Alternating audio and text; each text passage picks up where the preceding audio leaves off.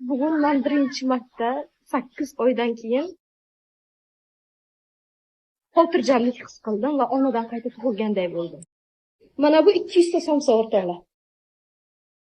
200 ta somsa soat 12larda boshladim. Hozir tugatdim bularni. Hammasini hozir yo'limdan chiqqan odamga shunday ehsonga va o'zimni hamsiya tevarak atrofimga shunday bermoqchiman. Ko'ngildan nima deydi? Xursandchiligimdan. O'rtoqlar, bugun ertalab qizimni Buxoroga olib ketdim doktorga. Bilasizlar, qizim yurak paragi bilan tug'ilgan.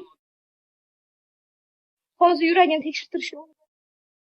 Bir oy oldin 3.2 edi-da yuragini teshikchasi. 3.2 milli edi.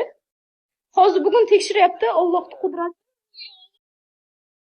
Asar ham qolmagan yuragini teshikchasidan uchi yopilib ketgan. O'rtoqlar, tushunyapsizlarmi meni? Nima deyotganimni tushunyapsizlarmi?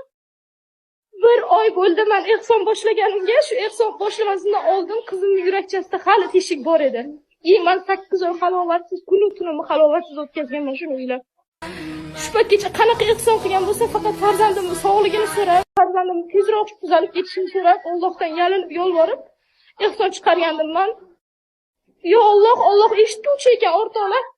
Bugun boryapman, shu yurakda asar qolmaganda, даже doktor hayratda, tushunyapsizlarmi? Hech nima yo'q buni yuragida deyapti. O'tgan safargi qog'oz bilan, o'tgan galgi qog'oz bilan tekshirib ko'ryapti. Bir oyda shunaqa yopilgan. Allohning qudrati, yo Alloh. Alhamdulillah o'rtoqlar, nima deyishga tilim ojiz.